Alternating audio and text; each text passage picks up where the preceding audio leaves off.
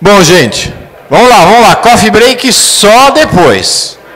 Só depois. Porque agora é Lula.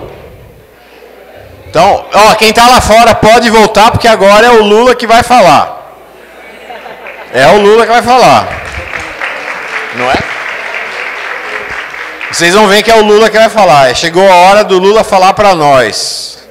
Vamos lá. Quero dizer para vocês o seguinte, tem muita coisa boa na vida. Muita. Mas tem três que eu queria destacar agora. A primeira é surfar. Surf é muito bom, gente. Muito bom. Vocês moram aqui na beira-mar. Tem tubarão, mas tubarão não morde. Mas pode surfar lá hoje, gente. João Pessoa, dá para surfar? Maceió, dá para surfar? Pronto. Subiram. Gente, aprendi a surfar com 58 anos de idade. Agora eu estou com 59. Ainda não aprendi. É uns 2, 3 anos para aprender bem, mas já fico em cima da prancha, dá para ficar em pé. Pretendo surfar até os 85, 86. Conheço gente que tem 78, 79 que surfa. A principal surfista mulher do mundo não tem um braço. O tubarão comeu. Mas surfa, super surfa. É completo e democrático. É bom para o coração, é bom para os músculos, é bom para a flexibilidade, é bom para o equilíbrio. Segunda coisa muito boa na vida, meditação. Tem que meditar todo dia. Todo dia. Se a gente medita, a vida muda. Se a gente medita, a gente sintoniza com o ritmo da natureza.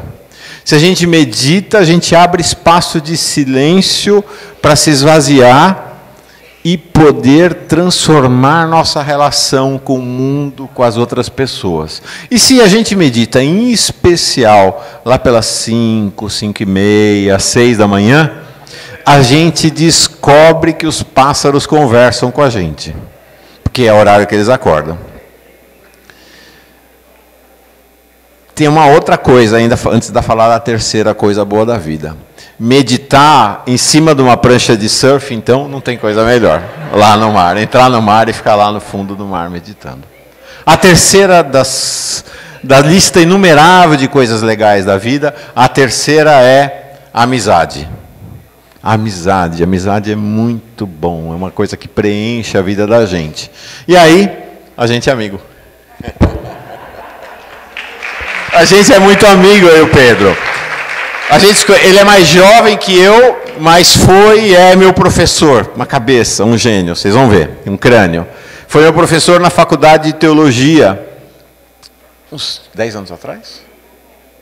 Mais ou menos isso, é um pouco mais, uns 15 anos atrás. Foi professor na faculdade de teologia.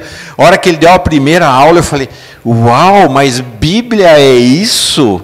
Que coisa fantástica, absurda. Ele mudou completamente a minha maneira de enxergar a Bíblia. Aí ele continuou a trajetória dele, eu continuei, a gente ficou uns 10 anos sem se falar. E quando apareceu o Paz e Bem, nos reencontramos. E aí começamos a conversar, retomar uma amizade. Vou contar uma coisa para vocês, depois desse tempo todo, a primeira vez que a gente está se pegando, é agora, que a gente ficou agora esse tempo todo no Paz e Bem, ele lá em Maceió e eu em Bertioga. E começamos a conversar sobre a possibilidade de retomar a nossa amizade e fazer coisa junto. E aí ele falou, eu virei além de cientista da religião, historiador e estudo Canudos. Canudos é um tema que eu gosto muito. E aí tivemos uma ideia, montamos, né, você montou o programa, fizemos o curso de Canudos. O curso de Canudos é assim, foi uma revolução para o Paz e Bem, para a TV 247, e a gente ainda ficou amigo do Lula. Né, foi um caminho de amizade com o Lula. Né, virou o curso do Lula, o Lula assistiu todo o curso, mandou vários bilhetes para nós sobre o curso. Ele nos incentivou, na verdade ele deu ordem, porque quando o Lula pede é ordem, né, gente? Vamos combinar. Né, ele pediu para a gente, quando acabou o curso de Canudos, continuar falando sobre a história do país. Então o Pedro estruturou um outro curso que está no ar agora, que é o Retalhos da Nossa História. Então não é como Canudos, foram 8 aulas sobre um tema só, cada aula, ou no máximo 2 aulas, sobre um tema particular da história. Estamos entrando agora, vamos entrar no século XVIII, né? Então, vamos fechar o século XVIII agora. Vamos fechar o século XVIII, é Histórias do Povo Brasileiro. Histórias do Povo Brasileiro. É fantástico no canal Paz e Bem e na TV 247. Aí nós pensamos, o que nós vamos conversar hoje aqui? Né? E a ideia é conversar Lula. É Lula e a história do Brasil. A gente descobriu muito sobre a relação entre Lula e a história do Brasil. E aí a gente convidou o Pedro para vir revelar para nós que relação é essa entre Lula e a história do país. Entre esse sujeito que a direita, a extrema-direita dizem que é um ignorante, e que a gente está descobrindo cada vez mais que é um intelectual refinado, refinadíssimo. Qual é a relação, então, de Lula com a história do Brasil? Você pode contar para nós? Bem, antes disso, queria dar boa tarde para todo mundo e agradecer as palavras tão gentis, tão atenciosas do Mauro, aí como na acolhida na formação dessa mesa. E dizer da minha enorme satisfação de estar aqui, né, nessa oportunidade, e cumprimentar então a organização e ao Mauro em particular pelo convite, e cumprimentar a todo mundo que, de uma forma ou de outra, se envolve, está envolvido com a realização desse projeto, que é fundamental por tudo que tem sido dito aqui, né, nesse momento crucial que nós estamos vivendo. Bem, Mauro, Lula e a história do Brasil. Quando a gente escutava tantas vezes ao longo do governo Lula, ele dizer, nunca antes na história deste país, né? Virou bordão, né? Virou motivo de chacota também por parte da turma da direita, né? Certamente hoje, quem ocupa aquele lugar também poderia dizer que nunca antes na história deste país nós tivemos os milicianos, né, assentados, né, de maneira tão clara, cristalina, escandalosa, nos principais postos de mando no país. Mas quando Lula dizia nunca antes na história deste país, ele estava falando de enfrentamento da fome, de expansão das universidades, ampliação das possibilidades para os setores fragilizados, empobrecidos, né, da sociedade. E ele podia falar isso com... E a gente vai agora descobrindo, né, ou cada vez se dando mais conta, com extremo conhecimento de causa. Não era apenas um bordão. Ele sabia muito bem, né, o que ele estava fazendo. Né, o que ele estava fazendo, e por isso podia dizer. A gente podia dizer, Mauro, que o Lula tem um entendimento da história brasileira, naquilo que é, talvez, o seu espírito. Espírito no sentido, por exemplo, weberiano, né, a ética protestante e o espírito do capitalismo. Não é? Eu não sei se o Lula leu os trabalhos do Gessé Souza, mas ele fala com aquela fluência e com aquela didática que eles são tão peculiares, ele fala com uma clareza cristalina sobre o espírito escravocrata que domina a mente e a ação das nossas elites. Ele falava disso especificamente na entrevista, acho que foi a última que ele deu, justamente ao Glenn Greenwald, né, antes aí de virem à tona os dados do Intercept. Mas ele falava disso, da estranheza que ele manifestava de um lado, mas a clareza, o entendimento Não é quando ele dizia, nunca os grandes ganharam tanto, mas também os pequenos ganharam, mas aí os grandes não gostaram.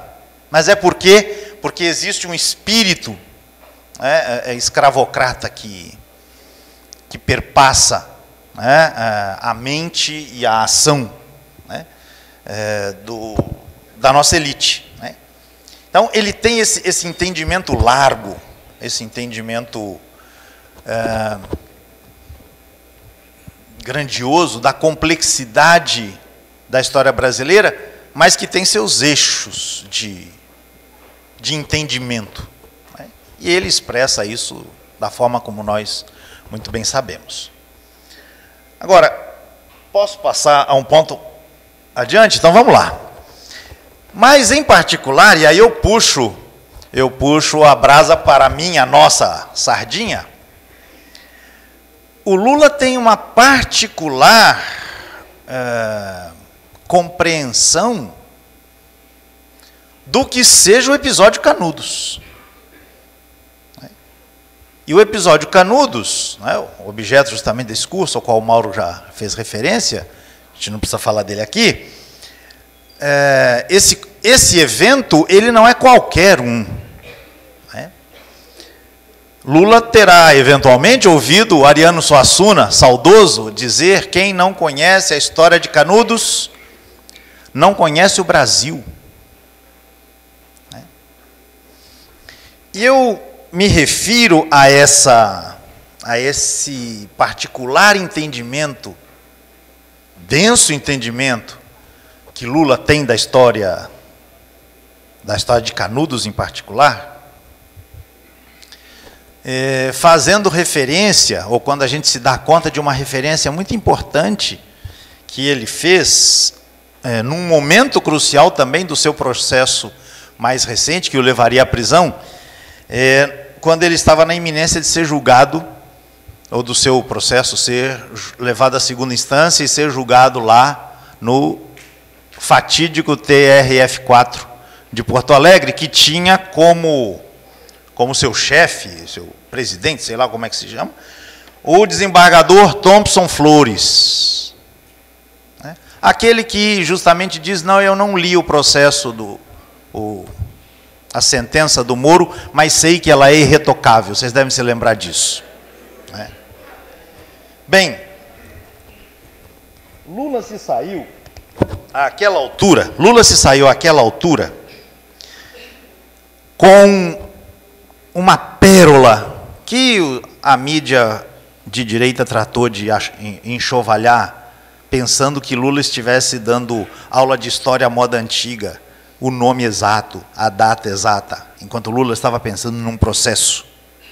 Então Lula diz o seguinte: este cidadão, o desembargador Carlos Eduardo Thompson Flores, que foi aquele depois que mandou que o Favretto fosse desobedecido, né? Quando o Favretto tinha determinado a soltura de Lula, vai fazer um ano agora há pouco. Este cidadão, diz Lula, é bisneto do general Flores, que invadiu Canudos e matou Antônio Conselheiro. Detalhe, a vice-governadora falou aqui do comunismo, né? Do discurso anticomunista. Antônio Conselheiro, no final do século XIX, foi acusado de ser comunista. Com essas palavras mesmo. A seita que ele lidera tem como doutrina o comunismo. Pasmem vocês. Mas voltemos aqui. Este cidadão é bisneto do general Flores, que invadiu Canudos e matou Antônio Conselheiro.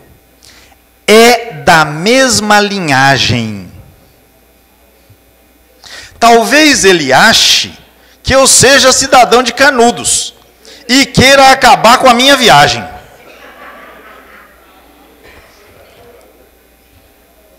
Ok? Ok? Aí a mídia de direita caiu matando. Não, porque o general não matou Antônio Conselheiro coisa nenhuma.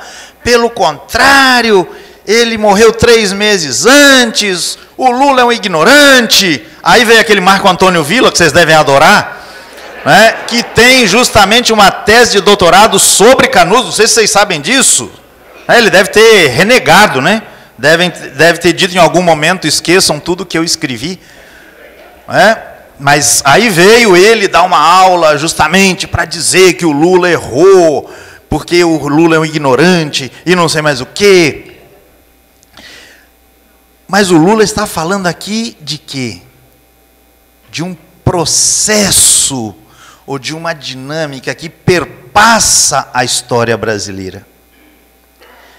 E talvez dois autores expressem de maneira magistral essa lógica. Eu estou citando dois, deve ver outros, mas o mesmo Ariano Suassuna que eu já citei, ele fala da história de Canudos, do Belo Monte de Antônio Conselheiro, e é bom a gente chamar de Belo Monte, não confundir com a usina. Mas é o Belo Monte, o nome que a cidade efetivamente recebeu quando o Conselheiro chegou lá com a sua gente. Então, o Belo Monte é uma das tantas, diz Ariano Suassuna, uma das tantas manifestações de como o Brasil oficial, que é caricato, que é grotesco, hoje a gente diria, é ridículo, né, fazendo propaganda de bijuteria, de nióbio, enfim, o Brasil oficial, caricato, grotesco, ridículo, se impõe com truculência sobre o Brasil real da nossa gente esperançosa, generosa, etc, etc. Então, o massacre permanente, falava Ariano, do Brasil oficial sobre o Brasil real. Duas expressões, Brasil oficial e Brasil real, que Ariano toma de Machado de Assis para compor essa reflexão. E Canudos, então, o Belo Monte, a guerra contra o Belo Monte, né, como a expressão, ou uma das expressões mais brutais desse massacre permanente. Né? Expressão eloquente essa, por quê? Porque tivemos um cronista que, mesmo tendo falado mal, falou do assunto, que foi Euclides da Cunha, na obra Os Sertões. Aliás, tem que colocar, Mauro, você sabe já disso que eu já lhe contei, tem que contar aqui uma nota de rodapé. Na entrevista que o Lula deu a Mônica Bergamo e ao Florestan Fernandes, talvez vocês se lembrem, a Mônica pergunta para ele o que ele faz nas horas vagas, e não sei o que. Aí ele diz, eu fiz um curso sobre Canudos, e não sei o que, tal. Enfim, referindo-se à nossa iniciativa aqui. Ele diz, e nesse curso eu me dei conta das mentiras que Euclides da Cunha falou a respeito de Canudos. Recorda-se disso? Pois muito bem, uma cidade no interior de São Paulo, chamada São José do Rio Pardo, que foi a cidade em que Euclides da Cunha escreveu Os Sertões, votou uma moção de repúdio a Lula pelo seu desrespeito para com a história brasileira. Detalhe, a política daquela região é comandada por um tucanalha, eu costumo chamar assim, desculpem, histórico, alquimista, etc. Uma moção de repúdio a Lula pelo seu desrespeito à história brasileira. Lula está pensando a história para além dos fatos, tratando de entender uma lógica que é desafiadora e que custa tanto a nós, e a gente está sentindo isso na pele, enfrentar, né, e estabelecer alternativas. Mas a segunda referência que a história do Belo Monte ajuda a entender, e aí agora também com a ajuda de Euclides da Cunha, a despeito de tudo, vem de Antônio Wais, o grande conhecedor da língua portuguesa, o grande dicionarista da nossa língua, que diz o seguinte: quem lê Euclides da Cunha, quem lê Os Sertões, logo descobre que existem dois Brasis. O Brasil inclemente e o Brasil vítima das inclemências. Então, quando Lula, e aí vou repetir a frase dele,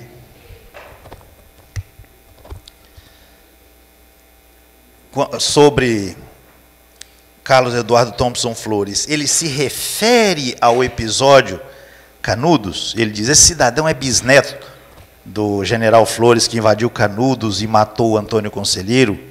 É da mesma linhagem. O importante vem no que se segue. Talvez ele ache que eu seja cidadão de Canudos e queira acabar com a minha viagem. E não se trata só de suspender as caravanas, mas se trata de impedir que uma figura como ele, né, possa renovar as expectativas, as esperanças, para uma retomada breve, né, de um círculo virtuoso que estava em curso, né? Então, Mauro, esse era o ponto que eu tinha imaginado de pensar, de refletir aqui nessa oportunidade tão preciosa. Como é que Lula entende a história para além dos fatos, para além dos dados cronológicos, dos dados fatuais, mas ele delineia na sabedoria que lhe é própria, né, um entendimento de uma linha, de um eixo de longa duração, né, de que o Belo Monte é uma expressão tão evidente, tão trágica, e que a sua liderança pretende estar de modo a dizer: é possível outra coisa. Assim como o Belo Monte lá com Antônio Conselheiro significou para a gente que fez aquela experiência uma outra possibilidade. Então esse era o meu primeiro ponto. Agora, tempo. Mais 10. Eu queria também que a gente pensasse a outra possibilidade que esse título que você me deu propõe: Lula e a história do Brasil. Então, não só Lula, como é que ele entende a história brasileira, mas como é que a história brasileira ajuda a entender Lula. E ajuda a entender o momento particular que ele está sofrendo e que nós estamos sofrendo com ele.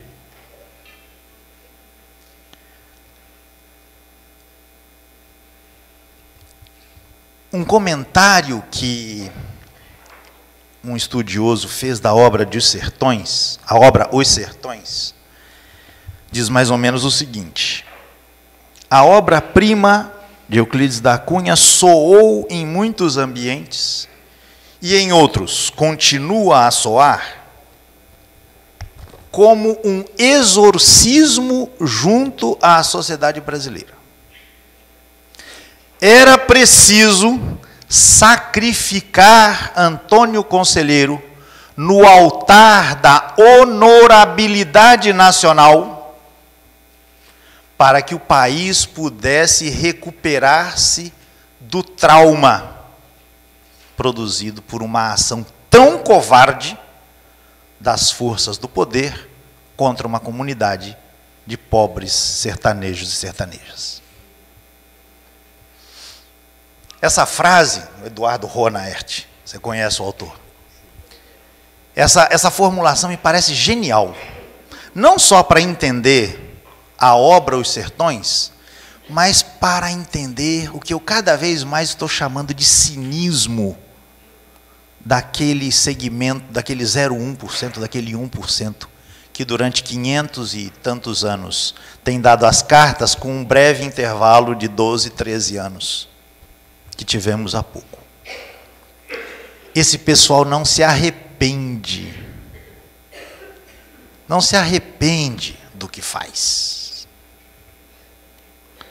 Então, a sociedade brasileira pediu, foi para as ruas pedir a destruição do Belo Monte.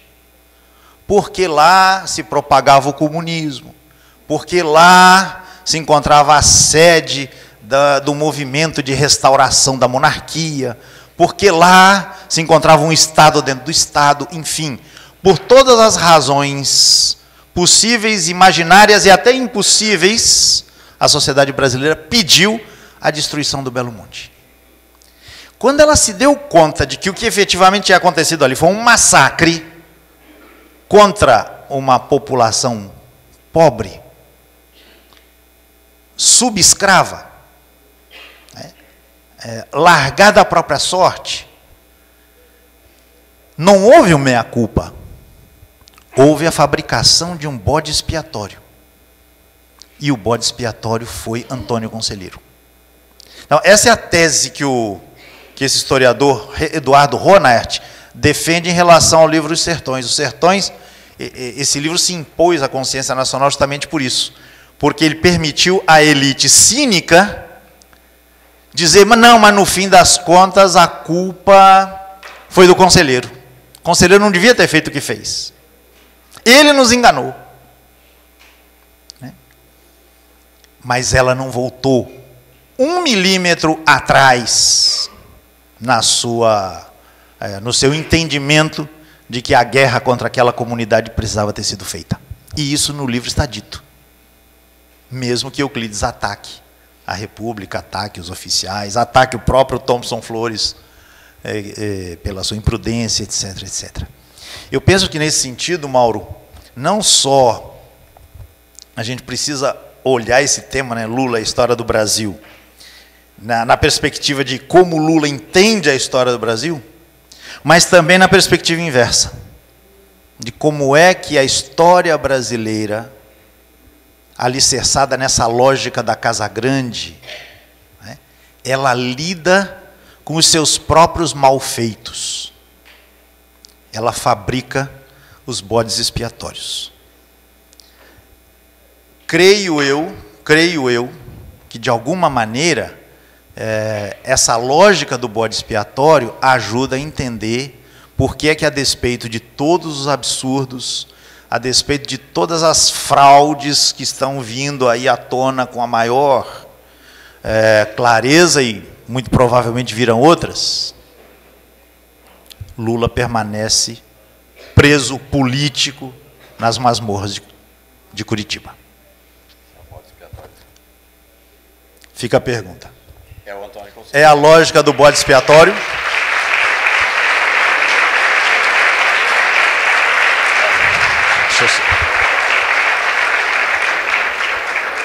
O Mauro falou que fora do microfone.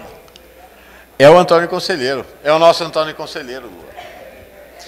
Quando Lula diz que o Thompson Flores, do TRF-4, é bisneto do general que invadiu Canudos, ele logo continua dizendo, talvez ele ache que eu sou um cidadão de Canudos. E justamente por ele ser um cidadão de Canudos, e não qualquer cidadão de Canudos, ele é o conselheiro. Pois é. Então, talvez a lógica do bode expiatório, aplicada de maneira magistral do ponto de vista literário em Os Sertões, ajude a gente a entender o desafio que está posto diante de nós, que é o de enfrentar essa lógica social que necessita de vítimas. A lógica do sacrifício, a lógica do bode expiatório. Muito obrigado.